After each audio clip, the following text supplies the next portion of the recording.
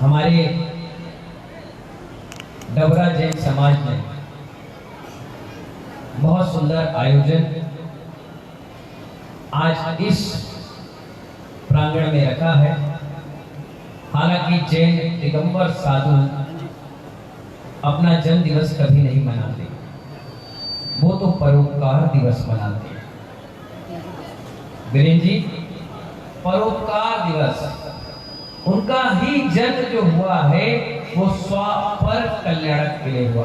राजेश लाला जी काय के लिए हुआ है? अगर आपको कोई कहे कि ग्वालियर से सोनागढ़ अपनी गाड़ी में जाना है और आप गाड़ी में पेट्रोल की गाड़ी डीजल की डीजल भरवा लिए और अपने घर सिंधी की छावनी से निकले और रास्ते में आपको हुकुमचंद जी, पंडित जी मिल जाए, आपके कमल जी, विपुल जी या और भी टीम मिल जाए, तो क्या आप उनको अपनी गाड़ी में सोनागढ़ तक नहीं छोड़ेंगे? हैं? छोड़ेंगे? यही तो मैं आपसे कह रहा हूं, अगर मेरा जन्म मुनि बनकर के अपनी कल्याण के लिए हुआ है और मेरे निमित्त से अगर कोई दो चार मेरी गाड़ी में बैठ जाए तो उसमें हमारा क्या बिगड़ने वाला है? मैं सोच रहा हूं, मैं भी जा रहा हूं, तो चलो इस नौका में तुम भी सवारी लगा लो। अगर मुझे 100% मिलेगा तो अंकित अग्रवाल जी 2-4 बहुत ज्यादा मिलेगा। इसीलिए तो स्वापर कल्याण की भूमिका में ये दिगंबर साधुओं का जन्म हुआ। महानुभाव, जैसा जन्म हुआ वैसे ही रूप तो हमने लिया। कपड़ा लपड़ा तो हमारे माता पिता ने हमें पहना दिया।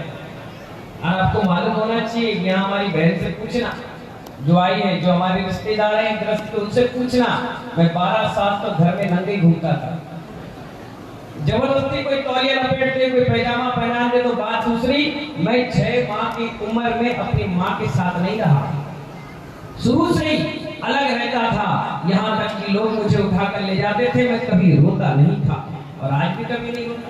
मैं मुस्कुराता रहता हूँ, खुश रहता हूँ, और जो मेरे पास आता रोता हुआ है उसे भी हंसने की कला सिखाता हूँ कि तू क्यों रो रहा है? रोए तुम्हारे कर्म, हंसते मुस्कुराते रहो। इसलिए मुझे कोई भी परेशानी नहीं हुई, यहाँ तक कि आप अपनी माँ का दामन नहीं छोड़ पाते हो, और मैं अपनी माँ को 6 महीने में छोड़ दिया। मैंने कहा जा तुम भी अपनी जिंदगी दो। और वो माँ का भी कितना बड़ा उपकार है महानुभाव, उसने आज तक एक बार भी ये नहीं कहा कि तुम चले जाओगे घर की व्यवस्था कौन है, तुम चले जाओगे तुम्हारी बहन की शादी कौन करेगा, तुम चले जाओगे तो हमें बुढ़ापे में कौन संभालेगा। मैंने एक ही बात कही कि माँ तुमने मुझे घर में जन्म दिया तो तुम्हारा उपकार है, ये उपकार वैष्णव सागर जिंदगी भर नहीं चुका सकता। लेकिन गुरुदेव कहते हैं अगर तुमने अपने माता पिता की संलेखना समाधि कराकर दीक्षा देकर आगे बढ़ा दिया तो इस जन्म में वो उपकार उनका बराबर हो जाता है। हमारी माँ प्रतिमाधारी है और इतना बड़ा उपकार उन्होंने हम पर किया कि हमने भी मुनि सुब्रतनाथ के पंचनाथ में उनको माता पिता बना दिया। मैंने कहा बन जाओ। और जब लॉकडाउन के बाद वो आए आशीर्वाद लेने कि मैं दुकान खोल रहा हूँ फिर से, मैंने कहा कोमल जी उनकी उम्र कितनी है? तो पहले 62 साल। मैंने कहा रिटायरमेंट का समय होता है, आज के बाद आपको होटल नहीं खोलना है। बोले फिर क्या करेंगे? मैंने कहा होटल छोड़ो और प्रभु का भजन करो, काम खत्म। और उस दिन उन्होंने मेरी बात मान ली। आज 4-5 साल हो गए उन्होंने दुकान का सकल ही नहीं दिया, बंद यानी बंद। भगवान का भजन कर रहे हैं, पूजन पाठ कर रहे हैं, अपनी जिंदगी जी रहे हैं। उससे पहले मान लो, जब बचपन में मैं छोटा था तो मुझे चवनी और ठंडी देते थे, बोलते जा 5 ठेलर से तंबाकू लेकर किया। तंबाकू मैं लाके दे देता था, क्योंकि 1 रुपए अगर वो देते थे अठन्नी की तंबाकू, और ठंडी हमें जेब में बच जाती थी, मैं रख लेता था। कहते थे चूना ले गया, मैं चूना ला के देता था। कहते थे बना, हकीकत बात बता रहा, मैं बनाता था। बोले तू भी खा और मैं भी खाऊंगा। मैंने कहा नहीं मैं नहीं खाऊंगा। अबे मर्द का लड़का है, खा। मैंने कहा मैं नहीं खाऊंगा, अना तुम खाओगे। मैं फेंक देता था, वो बना के फिर खा लेते थे। और जितनी मैंने ब्रह्मचर्य व्रत लिया और निकलने की मैंने मन में ठान ली कि मुझे महाराज बनना है, मुनिराज बनना है, मुझे आत्मा का कल्याण करना है। उस दिन कमरे में कोने में मुंह धर करके रो रहे थे। मैं पास में गया, बोला रो काहे ले रहे हो? बोले तुम जा रहे हो इसलिए रोना आ रहा है। मैंने कहा मैं दुनिया से थोड़ी ना जा रहा हूँ, मुनि बनने जा रहा हूँ, रो काहे ले रहे हो? और मैंने कहा एक बात सुनो, रोने से कुछ नहीं होने वाला। तुम सोचो कि तुम रो लो तो मैं पिघल जाऊंगा, मैं ये घर पर रह जाऊंगा, किसी होटल में समोसा तोलूंगा, जलेबी बेचूंगा, ये काम नहीं करूंगा। मैं तो मुनि बनूंगा, मैं तो जा रहा हूँ। मैंने कहा सुनो एक बात ध्यान रखना। बोले क्या? आज से तंबाकू मत खाना। बोले फिर कैसे काम चलेगा? पेट साफ नहीं होगा, दांत में दिक्कत होगी, ये होगा। 50 बहाने बनाने लगे। मैंने कहा काश चलो तुम तंबाकू खा रहे हो और तुमसे कोई जैन समाज या अजैन व्यक्ति आकर पूछे कि तुम्हारा लड़का कौन है, तो क्या तंबाकू खाती ये कहोगे कि मुनि है? क्या लगेगा आपको? ये कहोगे कि नहीं वो प्रवचन देता है, बढ़िया दिल्ली में और डबरा में ग्वालियर में प्रभावना कर रहा है, क्या बोलोगे? अगर थोड़ी बहुत शर्म हो तो आज से तंबाकू मत खाना। महानुभाव 23 साल हो गए उन्होंने तंबाकू का त्याग किया। बोले मन नहीं लगा। मैंने कहा उठो 4 बजे मंदिर में द्रव दो, पानी गर्म करो, अब से पूजन चालू करो। जिसका नशा तंबाकू से छूट जाए उसको देख साथ गुरु से नशा लगा लेना चाहिए। हमने लगाया और आज देखिए ऐसे नशे में चूर हो गए कि प्रभु ने और गुरु ने कहा कि जाओ ये लंगोटी उतार दो, हमने उतार दी। उन्होंने कहा जाओ ये दुपट्टा छोड़ दो, छोड़ दिया। उन्होंने कहा कि बालों को लुंचन कर दो, कर दिया। उन्होंने कहा पैदल पूरे संसार का भ्रमण करो, मैंने कर लिया। उन्होंने कहा जाओ ये पिछी कमंडल लेकर की डबरा में जाके चातुर्मास करो, मैंने कहा जाओ कर। इतना समर्पण भाव, इतना नशा किसके अंदर होता है? जो प्रभु भक्ति और गुरु भक्ति में जुड़ रहेगा। आज महानुभाव कितने सारे लोग आए, कहां से, बहुत से। मैं राजन भैया बीजेपी के बहुत बड़े कार्यकर्ता हैं, बहुत से सिर्फ आए। और ये 12 तारीख ऐसी फिक्स तारीख है, विशाल भैया इटावा, ऐसी फिक्स तारीख है, बिना बुलाए अपने आप लोग पहुंचते हैं, अपने आप लोगों को खबर मिल जाती है, क्योंकि वर्षा योग के बीच में ये तारीख पड़ जाती है। 12 तारीख सुंदर तारीख, जैसा कि वीरेंद्र जी बता रहे थे, गुरु का तारीख है, 3 का अंक, मूल्यांक 3 पड़ता है।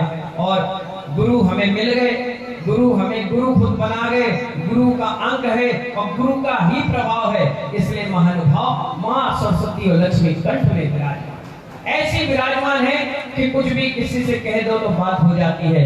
ये सब परासो वाले बाबा और आचार्य गुरुवर विराट सागर जी महाराज की कृपा है कि मैंने जिस दिन ब्रह्मचर्य लिया वो दिन सुद पंचमी था, जिस दिन ड्रेस चेंज हुई वो सुद पंचमी थी, और जिस दिन मेरी दीक्षा हुई नागपुर में छुल्लक वो दिन सुद पंचमी का था। तो माँ जिरवाणी की ऐसी कृपा बरसी कि बस बरसती चली गई। आज महानुभाव कितने सारे लोग आए, हमारे राजीव भैया भी कितनी दूर जयपुर से आए, सिर्फ इसलिए आए, हालांकि उनके महीने में 20 प्रोग्राम फिक्स रहते, 10 दिन वो भी आराम करते हैं अपने बच्चों अपने परिवार से। शादी हो गई नहीं तो यहाँ 2-4 कुंडली लेके पहुंच जाए। तो महानुभाव बच्चे परिवार को समय देते हैं। और अभी दिल्ली में भी प्रोग्राम हमारे साथ करके आए, बहुत अच्छा गला है, माँ सरस्वती इनके ऊपर भी बरसती है। आज अपने बीच में सिर्फ हमारे कहने से आए, हालांकि इनके प्रोग्राम कई जगह के थे। मैंने कहा नहीं तुम्हें यहीं आना है, यही कार्यक्रम करना है। और बहुत अच्छा अरेंजमेंट हमारे आरोग्य में वर्षा योग समिति बना रही है, तुम्हें आना है। बोले ठीक है, मैं शाम के ही आ जाऊंगा, एक दिन पहले आ जाऊंगा, कम से कम आपके चरणों में बैठूंगा। तो महानुभाव राजीव विजय वर्गी जी यहाँ आए हुए, हमारे ग्वालियर से एक हमारे बहुत अच्छे भक्त ऋषभ भाई, अक्षय भाई, वो तो सिंहासन बना करके बरासो ले आए थे। उमेश भाई ने बोला आप बैठ जाओ, मैंने कहा नहीं उमेश अभी मैं इस पे नहीं बैठूंगा।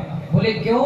मैंने कहा गुरुजी खुद बैठाएंगे तब बैठो, अपने आप से बैठने का क्या मतलब का। और वो सिंहासन हमने आचार्य गुरुवर को भेंट कर दिया, तो उस पर बैठते हैं और मुझे आशीर्वाद देते हैं। आज फिर वो बना कर ले आए, कह रहे अब तो आपका हक है बैठने का। मैंने कहा कोई बात नहीं, ले आओ, रख दो, जब भी बैठना होगा बैठ जाएंगे और लोगों को आशीर्वाद दे देंगे। हमारे अक्षय भाई और ऋषभ भाई ग्वालियर और भिंड वालों के लिए एक बार तालियां बजा दी। महानुभाव जीवन में क्या आपने कमाया? गुरुओं का आशीर्वाद सबसे बड़ी कमाई है, बाकी तो कम आई है। क्या है गुरु जी? बोलो बोलो बोलो, कम आई, फिर जोड़ के बोलो कमाई। जो कम आई उस पे तुम लगते हो, लेकिन हम तो पुण्य की कमाई करते हैं, जितना कमाते हैं उतना कम हो जाता है, क्योंकि दुनिया भर के भक्त आते हैं, सबको हम आशीर्वाद देते हैं। आज भी देखिए आप कितनी दूर दूर से लोग आए, मुझे शायद विश्वास नहीं हो रहा था कि इतने सारे लोग यहाँ पर आएंगे, क्योंकि चारों तरफ अपने अपने बिजनेस, अपने अपने काम, वर्किंग डे था। फिर भी देखिए कुराली से टोपी ग्रुप आया, टोपी, ड्रेस, किट और हमारे हनुमान जी के साथ पूरी टीम। कितनी दूर है कुराली? कम से कम 300-400 किलोमीटर दूर होगा। उतनी दूर से लोग आए, कोई दिल्ली से आया, कोई गुजरात से, कोई अहमदाबाद से, कोई जयपुर से, चारों दिशाओं से लोग सिर्फ एक ही नाम के लिए कारण आए, डबरा चलना है, डबरा चलना है, डबरा चलना है। और हमारे डबरा वालों से मैंने कहा पानी गिर गया तो बोले चिंता नहीं करिए, मैंने कहा गर्मी पड़ गई तो बोले चिंता नहीं करिए, मैंने कहा कोई नहीं आया तो बोले बिल्कुल चिंता नहीं करिए। बोले भैसन सागर जी महाराज किस्मत का मारा नहीं है, किस्मत का धनी। महानुभाव, उनको इतना विश्वास था, इसलिए उन्होंने इतना अच्छा आयोजन यहाँ पर बनाया। हमारी पूरी डबरा जैन समाज के लिए आप जोरदार तालियां बजाएं। सारी समाज ने बहुत अच्छा अवसर दिया आप सबको आने का। देखिए जन्म दिवस, ये परोपकार दिवस, दीक्षा जयंती भक्तों को गुरु से और गुरु को भक्तों से जोड़ने का कार्य है। मान सम्मान बहुमान तो दुनिया में चलता है, दो शब्द सुनोगे कुछ अच्छी चीज आपको लगेगी, अनुभव लगेगा। क्योंकि गुरुजी हमारे, जिस दिन मेरा जन्म दिवस पड़ा गाजियाबाद में, ये किस्मत थी कि गुरुजी भी वहीं विराजमान थे। मैं सुबह सुबह 5 बजे उनके पदरस लगाया, साथ भेंट किया, आरती करवाई और बैठकर आशीर्वाद दिया। बोले भैसन सागर जी आज क्या बात है, 6 बजे की जगह 5 बजे आ गए। मैंने कहा गुरुजी आज इस धरती पे हम पैदा हुए थे। अरे अरे क्या दे तुम्हें, क्या दे? मैंने कहा आप कह दो आशीर्वाद, इससे बड़ा मुझसे अब क्या चाहिए। बोले कहा आशीर्वाद, खूब सारा आशीर्वाद, खूब सारा आशीर्वाद। और इतने खुश हुए, इतने खुश हुए कि विराट उदय तीर्थ जैसी महोत्सव की व्यवस्था उन्होंने हमें दे दी। और 13 फरवरी को महानुभाव उपाध्याय पद दे करके सुशोभित कर दिया। जाओ तुम बहुत मेहनत करते हो, अब मेहनत के साथ पढ़ाई भी करो। डबरा वालों बताओ सुबह कितने बजे से पढ़ाता हूँ, फिर कितने बजे पढ़ाता हूँ, फिर दोपहर के कितने बजे पढ़ाता हूँ, और शाम के यहाँ भजन कीर्तन होता है उसमें भी मैं जीवन जीने के सूत्र पढ़ाता हूँ। आज सुबह सुबह देखिए किस्मत इसको कहते हैं। सुबह सुबह आचार्य भगवान का आशीर्वाद आ गया, दीदी ने फोन लगाया, वीडियो कॉलिंग कराई और मैंने कहा गुरुजी नमस्तु। तो बोले आज तुम्हारा जन्म दिवस से बहुत बहुत आशीर्वाद। देखिए ये होते हैं शिष्य गुरु के तालमेल। जैसी मंच पर बैठा तुरंत इंदौर से कॉल आ गया, गुरुदेव बिहार सागर जी का। बोले आशीर्वाद, कैसे हो? मैंने कहा आप ही के भक्तों के बीच बैठा। बोले वाह आहार पानी मेरा बहुत बढ़िया। कितना देर, ये किस्मत है कि सुबह आंख खुली तो गुरुजी का आशीर्वाद और मंच पर बैठते ही आशीर्वाद आ गया। अब इसको तुम भैसन सागर की किस्मत नहीं कहोगे तो क्या कहोगे? दुनिया पैसे से क्षेत्र के लिए जमीन खरीदती है, ट्रस्ट बनाती है और सालों साल मेहनत करने के बाद वो तीर्थ का निर्माण कराती है। मैं सहज रूप से बरासो जैसे महातीर्थ पर पहुंच गया और महानुभाव लोगों ने हमें बरासो वाले बाबा बना दिया, हमें बना दिया।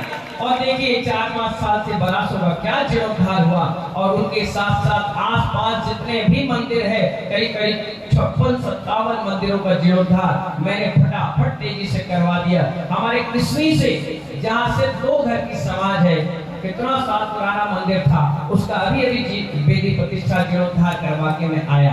तो महानुभाव कहने का मतलब ये है गुरु जी का ही आशीर्वाद है जिसके कारण हमारा जन्म सफल हुआ और आगे भी सफल होता रहेगा।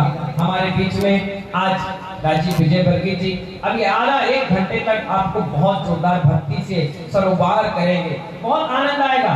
जगह की समस्या नहीं है, आप तो जहां जगह मिले वहां भक्ति करना, आनंद लेना जीवन का। क्योंकि आपने बहुत सारे बर्थडे मनाए होंगे, उसमें क्या करते हो, केक बुलाते हो, मोमबत्ती लगाते हो और थूकते और फूकते हो।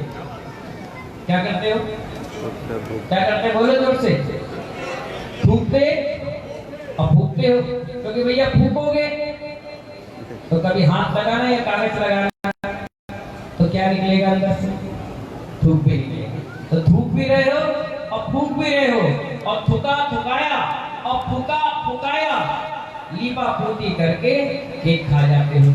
लेकिन दिगंबर संत के पास ऐसा कोई काम नहीं है। यहाँ लीपने का नहीं है, थूकने का नहीं है, थूकने का नहीं है। यहाँ तो जो गुण दिगंबर के पास है वो अपनाने का नाम परोपकार दिवस। आप हमसे कुछ सीख कर जाइए, कुछ लेकर जाइए। मेरा जब संघ बना तो पहला चातुर्मास मैंने मौजपुर में किया। बहुत सारे दिल्ली से लोग आए हैं, पूरा मौजपुर आया, वहाँ के अध्यक्ष आए हैं, वहाँ की पूरी टीम आई है। मैंने वहीं पर एक साथीनाथ चैरिटेबल हॉस्पिटल बना, 4 टेबल लगाए। मैंने कहा चालू कर दो, ये चालू हो जाएगा, बट ब्रिज बन जाएगा।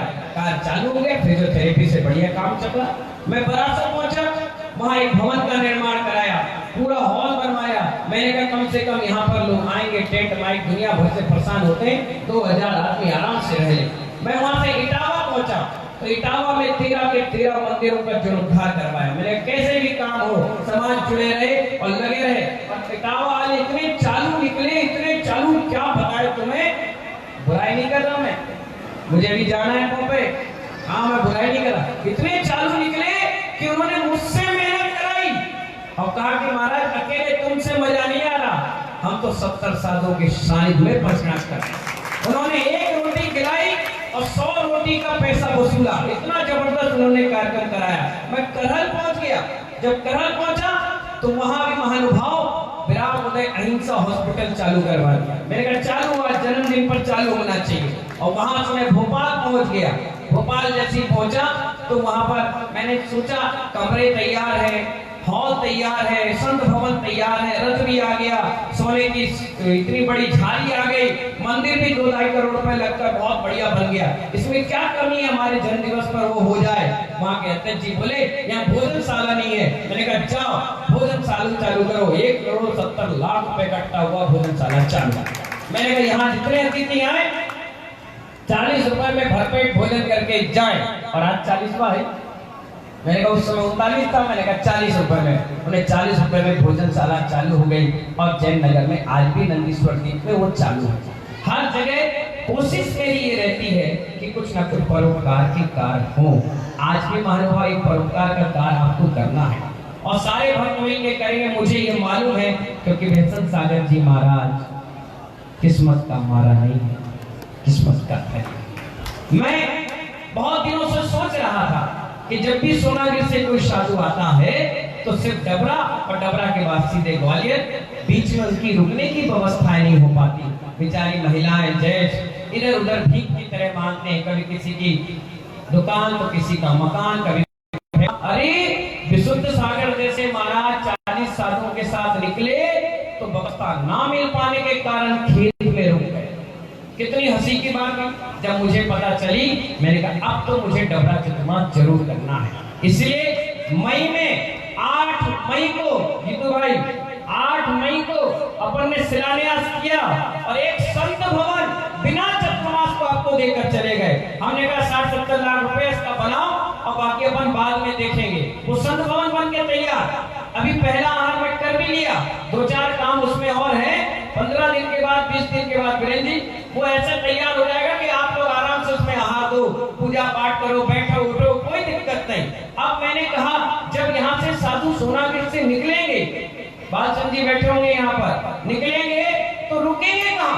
सोनागिर वाले शाम के विहार कराते हैं, रुकेंगे कहाँ? यहाँ से जब निकलेंगे तो आहार कहाँ करेंगे? मैंने कहा इस वर्षा योग के इस जन्म दिवस पर अगर एक छोटा सा प्लॉट लेकर के अपन छोटे से 3-4 कमरे अगर बना दें तो कम से कम भैसन सागर का जन्म दिवस तो मनाना सार्थक हो जाएगा। मैंने देखा सराफे में बढ़िया, कस्टम मंदिर बढ़िया, जयसवाल मंदिर बढ़िया, मुनि सुब्रतनाथ बढ़िया, बुजुर्ग मंदिर बढ़िया, संत भवन भी हो गया। अब कम से कम आने वाले संतों के लिए तो व्यवस्था बन जाए। इसलिए मैंने कहा एक प्लॉट की व्यवस्था देखो। 4-5 लड़के गए, देख दाख कर आए। आज हमने गोधा जी को भेजा, मतलब प्लॉट देख कर आओ, उसकी मिट्टी क्या कह रही है, उसका वास्तु क्या कह रहा है। गोधा जी बोले महाराज जी जितनी जल्द ले सकते ले लो, जिस दिन आपने ले लिया ये धरती सोना उगलेगी, सोना। इतनी पावरफुल एनर्जी के साथ वो धरती है। उस व्यक्ति को मैंने दिल्ली से बुलाया, मैंने कहा दिल्ली वाले भैया बताओ ये प्लॉट आपका है, देना चाहते हो? वो कमेटी से कह रहा अगर पैसे की बात करोगे तो मैं बिल्कुल नहीं दूंगा। गुरु भवन बनना है, गुरुओं के लिए रुकने के लिए स्थान चाहिए, तो जो मुट्ठी बांध कर बोलोगे वो मैं सहज रूप से ले लूंगा। और कमेटी ने बातचीत की महानुभाव, और सिर्फ जो 10 लाख रुपए का प्लॉट था उसने 5 लाख रुपए में हाके बोले मेरी तरफ से। मैंने कमेटी से कहा मैं इसलिए उससे नहीं कह रहा हूं, नहीं तो वो कहेगा कि जय मुनि ने हमसे प्लॉट ले लिया। नहीं, दयाशंकर सागर जी महाराज एहसान लेता नहीं है, एहसान देता। मैंने कहा इससे 5 में बात हो गई, आप चिंता नहीं करना। अब हमारे जो भक्त आएंगे 12 तारीख को, उनमें से ऐसे भी भक्त होंगे जो चाहते हैं कि सिर्फ दयाशंकर सागर के लिए छत नहीं चाहिए, जितने सागर इस धरती से निकले उन सबके ऊपर छत होना चाहिए। और जब संत के ऊपर छत बना देते हो महानुभाव, तो तुम्हारे ऊपर अपने आप छत बन जाती है। जब छत्ता लेकर कोई व्यक्ति हमारे ऊपर धूप रोकता है, तो बताओ हमारे साथ साथ उसके ऊपर धूप रुकती कि नहीं रुकती? उसके ऊपर भी रुकती। पानी गिरेगा तो वो भी बचेगा, अगर वो मेरे पास बैठेगा तो वो भी बच जाएगा और हम भी बच जाएंगे। आज अभी कार्यक्रम प्रारंभ होने से पहले एक मंगलाचरण आपको करना है। आज इस धरती से महानुभाव उस जमीन के लिए अमाउंट इकट्ठा होना है। बस आज इतनी बड़ी सभा है, इतने सारे लोग जो यहाँ बैठे हुए हैं ना, उनमें से हमें ऐसे 5 व्यक्ति चाहिए जो उस ट्रस्ट से जुड़ करके ये कहें कि सोनागिर तीर्थ से जो साधु निकले या डबरा ग्वालियर से जो साधु निकले वो वहां रुक करके आहार करके जाए तो मेरा पैसा सही मायने में लग गया। आज इस धरती पर उमेश भाई, इस धरती से आज एक शुभ शुभारंभ होना चाहिए। आज आप लोग इतनी दूर से आए हैं, अगर आपकी धन लक्ष्मी ऐसे संत भवन में लग गई महानुभाव, तो मुझे तो बहुत खुशी मिलेगी। आने वाली 150 साल तक के लिए आपकी पीढ़ियां दर पीढ़ियां खुश हो जाएंगी। आसपास के गांव वाले भी कहेंगे अरे वाह, जैन समाज ने एक संत भवन बनाया है, साधु रुक रहे हैं, साधु रुक करके यहाँ आहार कर रहे हैं, यहाँ रुक करके प्रोजेक्ट कर रहे हैं। समाज में भी लोगों का अपने आप में जुड़ाव बन जाएगा। मात्र 5 लाख रुपए की राशि है। एक मिनट, क्या हो गया है? क्या कह रहे राजेश, क्या कह रहे थे? पूछो। हाँ हाँ बैठो, अभी बैठो है, अभी बात कर लेंगे, है ना? आ जाओ, वहां बात कर लेंगे। तो महानुभाव, आज हमारे उमेश भाई ऐसे 5 या 10 ऐसे व्यक्ति निकाल लें जो ये कहें कि हम उस संत भवन की नींव का पत्थर बनेंगे और आने वाली अभी सुंदर मुहूर्त पे महानुभाव हम उसका भूमि पूजन भी कर देंगे, जिससे 6-8 महीने में वो भी बढ़िया सुंदर तरीके से बन जाए। और पहला अपन आहार कर लें और साधु चतुर्मास हो गई, होते ही जब विहार करें तो आपको बड़ी खुशी होगी कि हाँ, हमने ऐसे संत भवन में आहार कराया जो हमारा खुद जैन समाज का है। तो हमारे उमेश भाई सिर्फ 5 मिनट आपको टाइम दे रहा हूं, सिर्फ 5 मिनट बस। देखिए गुरुदेव की बहुत अच्छी